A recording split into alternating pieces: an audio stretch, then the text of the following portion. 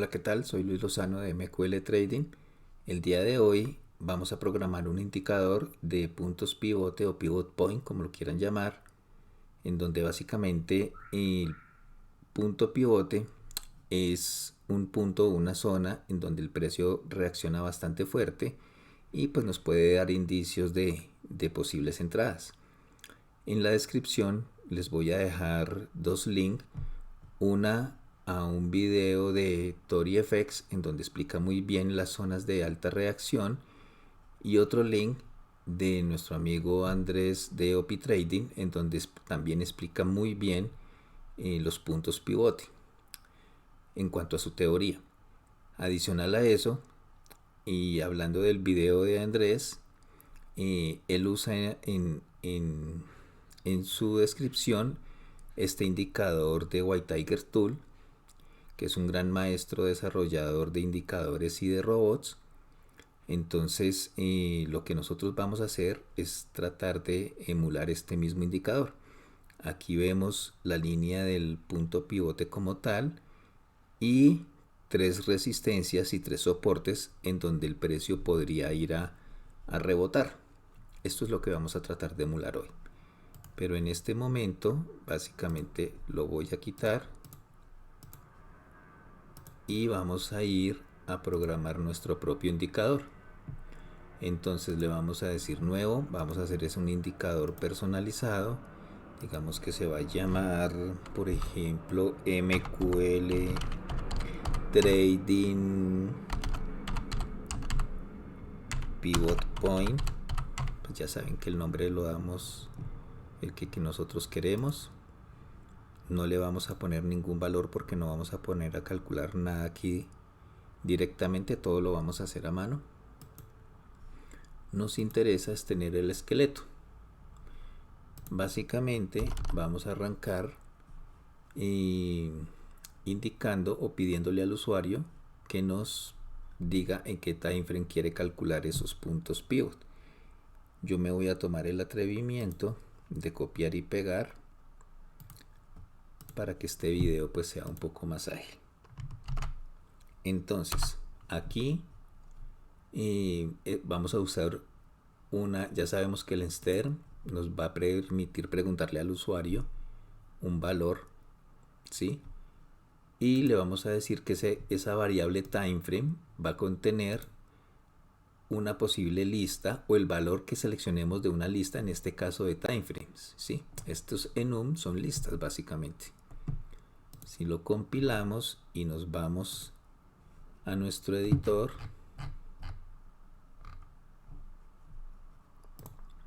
a nuestra gráfica, perdón, voy a arrastrarlo. Si nos vamos a parámetros de entrada, miren que lo único que hemos hecho es decirle, díganos en qué timeframe queremos trabajar. Por defecto pues cargan el current en el actual. Eso es lo que acabamos de hacer, ¿sí? Entonces nosotros, adicional a eso, vamos a usar unas variables, en este caso globales, porque las podemos usar desde cualquier parte del indicador. Todas van a ser de tipo doble y las vamos a llamar, pues el nombre en este caso nos está indicando que es del día anterior, pero podría ser cualquier time frame realmente. El alto del día anterior, el bajo del día anterior, el precio de cierre del día anterior, la variable que va a tener nuestro valor de pivot point y los tres soportes y las tres resistencias. Por el momento creo que con eso nos servirá, ¿sí? Entonces este indicador como tal no vamos a decirle que se ejecute todo el tiempo, durante todo el tiempo que esté corriendo aquí el indicador. Solamente le vamos a decir que nos pinte esas líneas cuando inicie. Eso es lo único que vamos a hacer. Entonces básicamente le vamos a decir que nos llame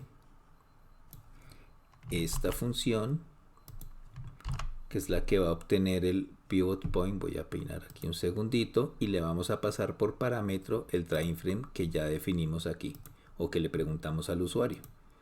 Si compilamos aquí, pues vamos a obtener un error porque esta función todavía no la tenemos. Como les digo, me voy a tomar el atrevimiento de copiar y pegar.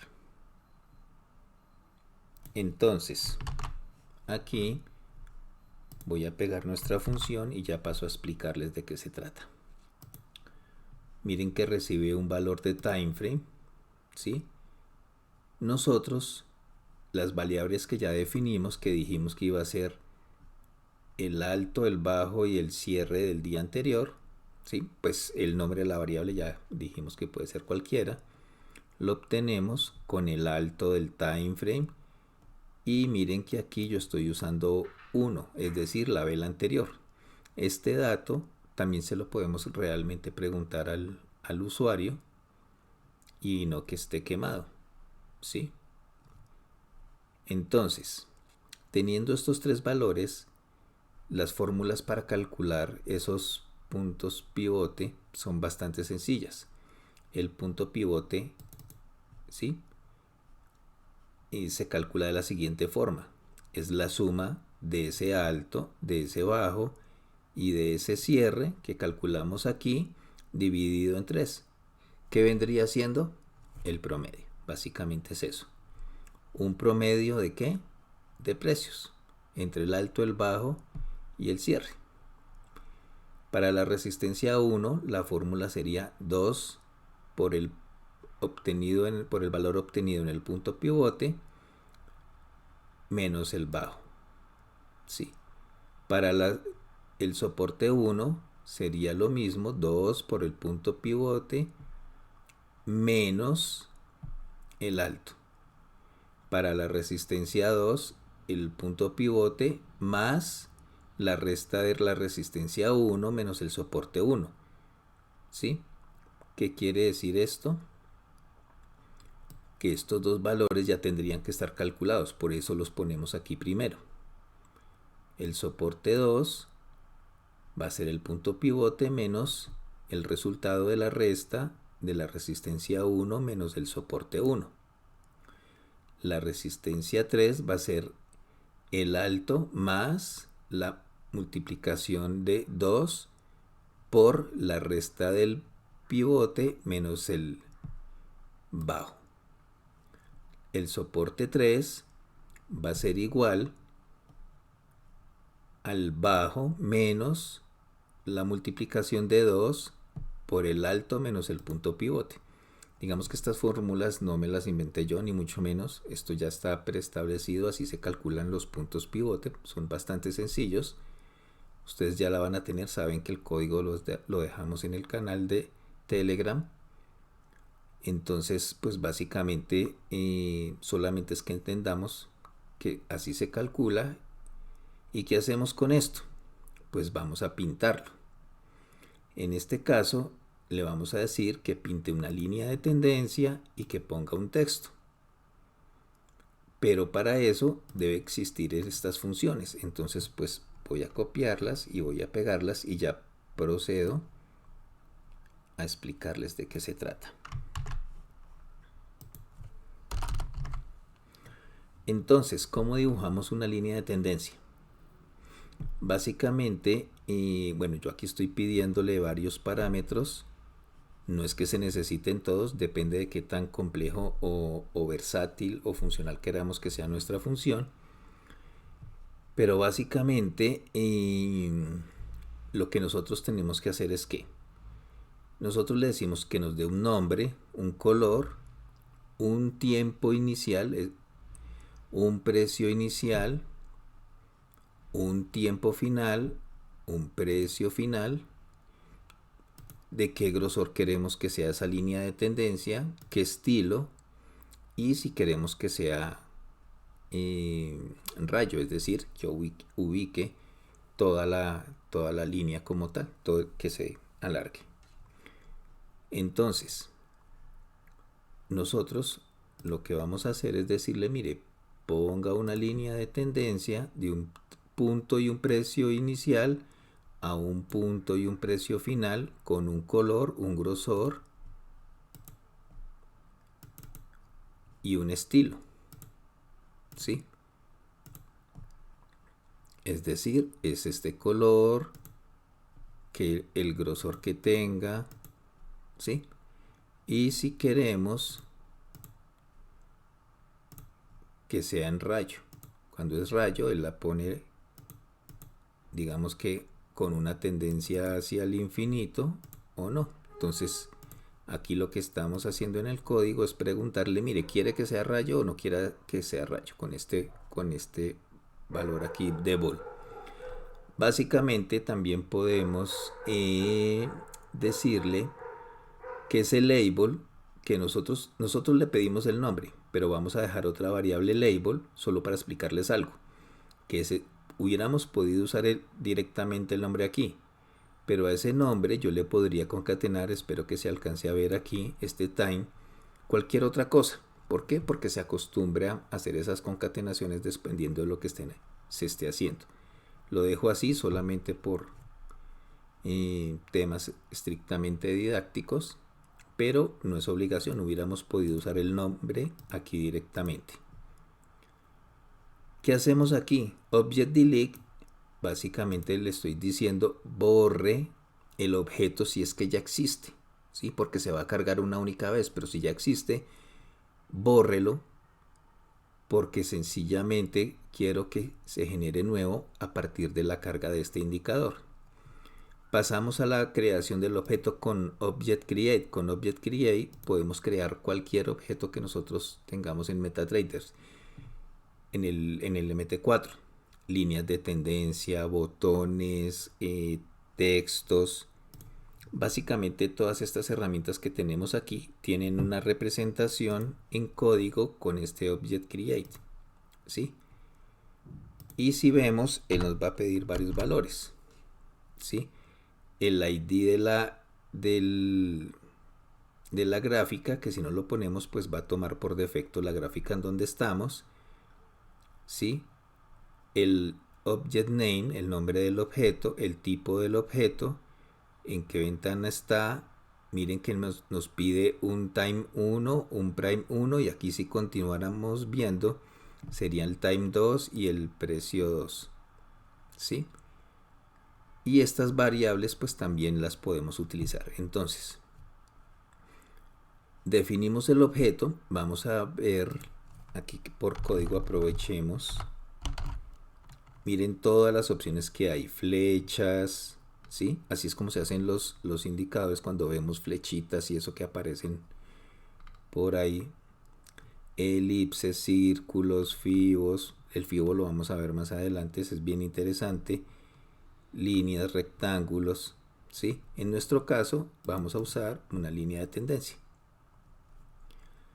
Y miren que él nos pide el time, el tiempo 1, el precio 1, el time 2 y el precio 2. Básicamente es que de dónde a dónde, en qué tiempo de qué vela, al tiempo de qué vela, ¿sí? Y el precio, para que él nos pinte dependiendo de donde pongamos el precio, pues va a ir la linecita. Eso es básicamente lo que estamos haciendo ahí. Una vez está creado el objeto, podemos empezar a definir sus propiedades. Eso ya lo hacemos con Object Set. Entonces le decimos que al objeto que llamamos label, ¿sí?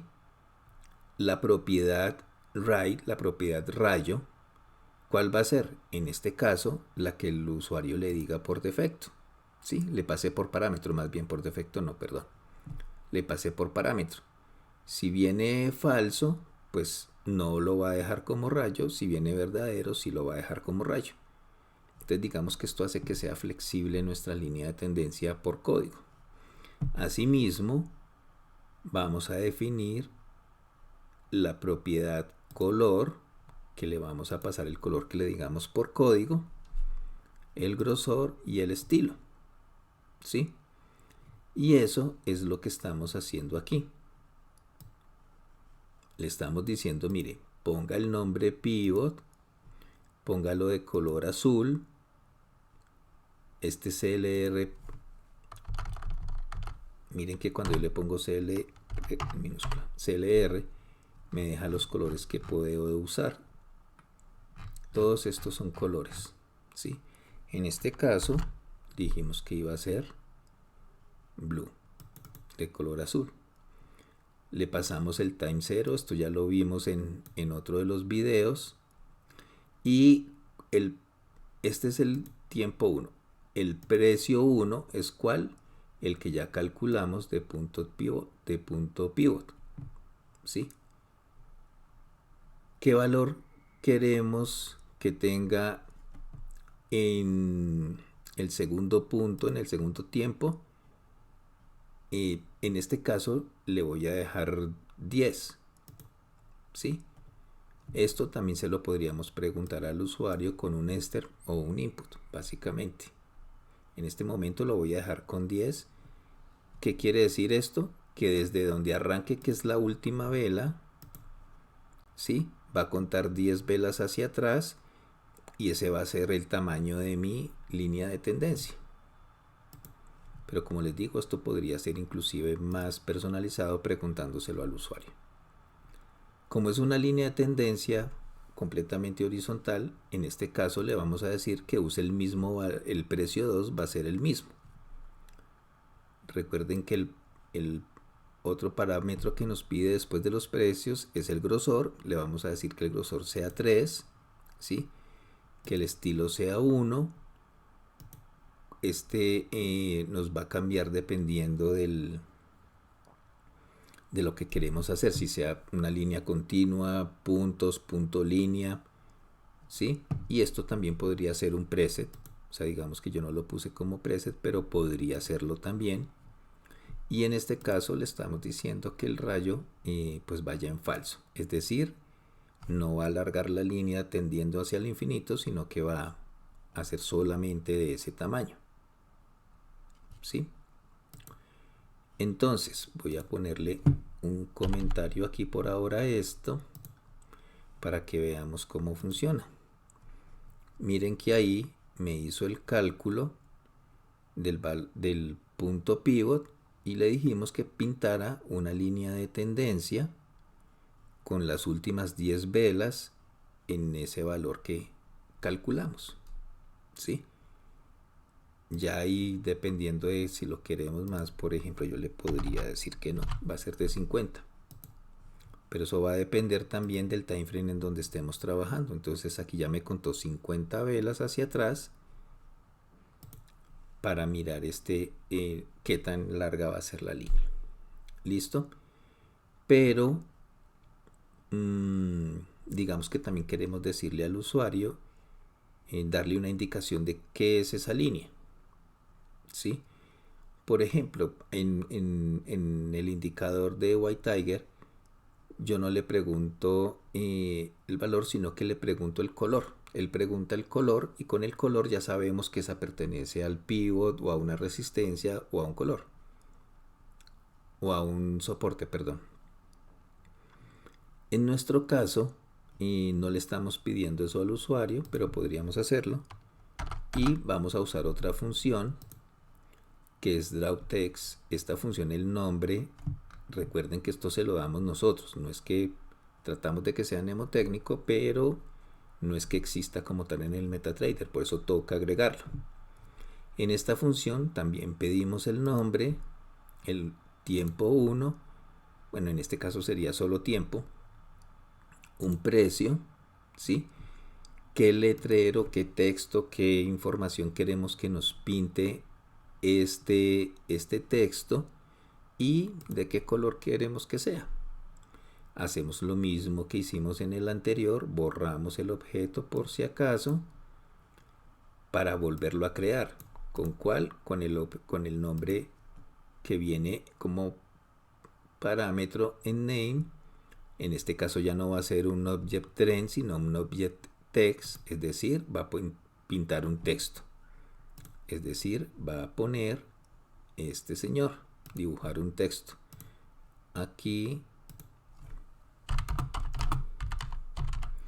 texto de prueba. Miren que él me pide el color, todas estas cosas son elementos que yo puedo plantear allá como propiedades, pero me pide una hora y un valor. Esto es lo que necesitamos que nos ubique allá. Listo. No le di a aceptar.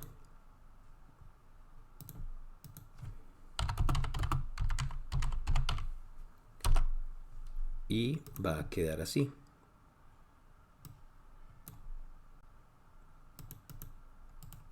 Voy a cambiar las propiedades, le voy a cambiar aquí el color para que se note más, porque está parecido al color de fondo. ¿Sí? Esto es básicamente lo que estamos poniendo allá para que él sencillamente nos diga de qué se trata. Entonces, al crear la propiedad text, le decimos que va a tener un tiempo y un precio. Otra propiedad que tenemos es bueno, aquí lo creamos, el objeto text, y aquí le decimos que el setText es el letrero del mensaje que queremos que nos ponga, es lo que nos llega por parámetro en LT. ¿Sí? Le decimos de qué tamaño va a ser la fuente y qué tipo. Esto también podría ser un preset que le podemos preguntar al usuario. Aquí en setInteger, al mismo objeto name, le vamos a cambiar el color. ¿Con cuál? Con el que le digamos acá que llega por parámetro. Es básicamente eso. Y de la propiedad Anchor es, o Anchor, no sé cómo se pronuncia bien en inglés, digámosle Anchor para no complicarnos, básicamente es el anclaje, en donde queremos que nos aparezca el letrero aquí con respecto a la ubicación en donde nosotros le decimos. Y de ese anclaje le podemos dar diferentes opciones, arriba, abajo, al centro, dependiendo de lo que nosotros queramos. Si nosotros cambiamos aquí, pues tenemos todas las opciones. Dependiendo de la que ubiquemos, él nos va a jugar o nos va a poner el texto en la ubicación en donde le digamos. Así funciona, o así creamos la función para poner un texto. Entonces, si nosotros compilamos, vemos que aquí ya nos puso el letrerito. Vamos a cambiar de color.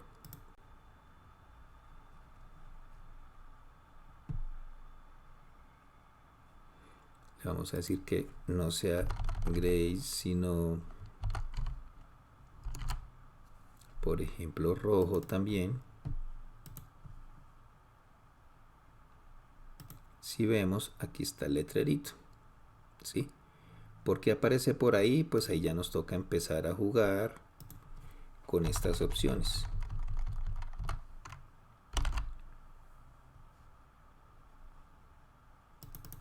Anchor button, por ejemplo, abajo. Miren dónde lo dejó. Voy a cambiarle un segundito aquí para que sea un poco más pequeño.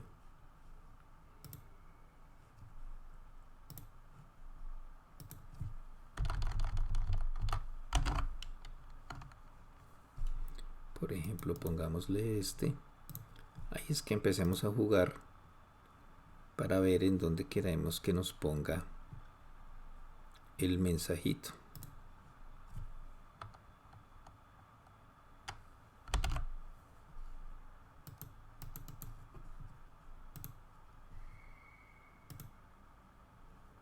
Por ejemplo, ahí voy a subirle aquí un poco al puntaje. Ahí de pronto queda un poquito mejor.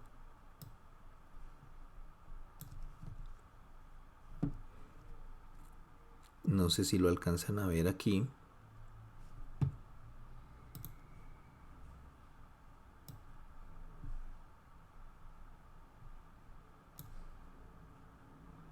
Miren que aquí nos puso el precio.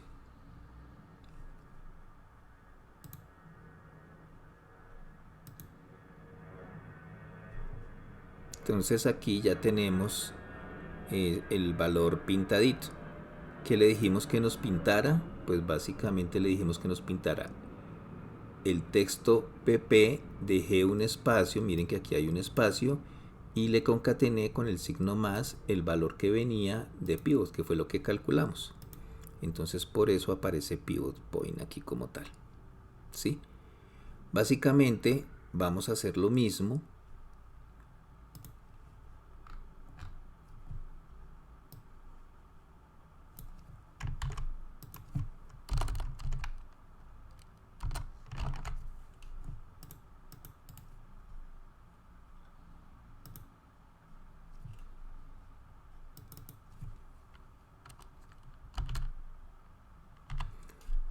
con S1,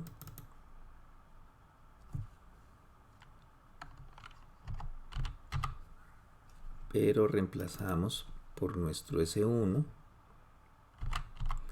Digamos que los soportes no van a ser azules, sino, por ejemplo, no sé, cualquier color.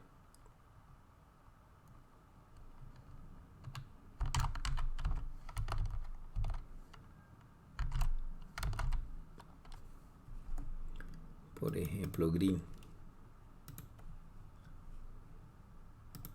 Entonces ya tenemos el cálculo para el primer soporte, ¿sí? El texto estaba, pero como copiamos y pegamos no habíamos reemplazado, entonces quedó igual al de arriba. Digamos que esto se llama label S1. Y lo mismo, aquí va a ser S1,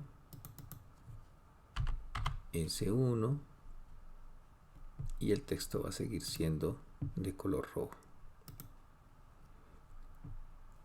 Aquí me equivoqué porque aquí no es PP, sino S1, la primera resistencia, el primer soporte, perdón. Entonces el soporte 1 con su precio correspondiente. Básicamente ese es el ejercicio. Y podemos hacer lo mismo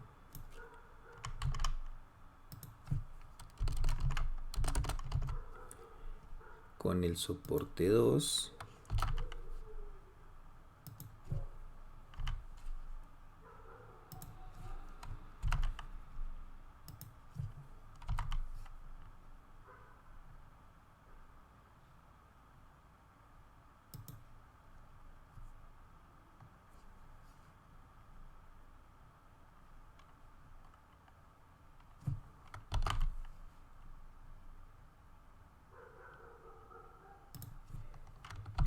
Tenemos soporte 2, soporte 2,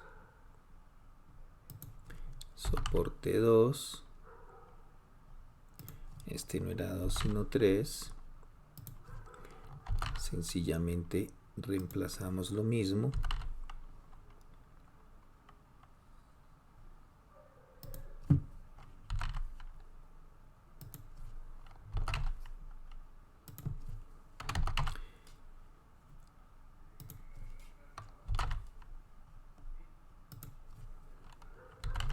y si compilamos y vamos a nuestro ejercicio, tenemos el soporte 1, el soporte 2 y el soporte 3. Entonces, pues básicamente así pintamos nuestros soportes. El mismo ejercicio lo haríamos, repetiríamos esto mismo, pero para la resistencia 1, para la resistencia 2 y para la resistencia 3, básicamente.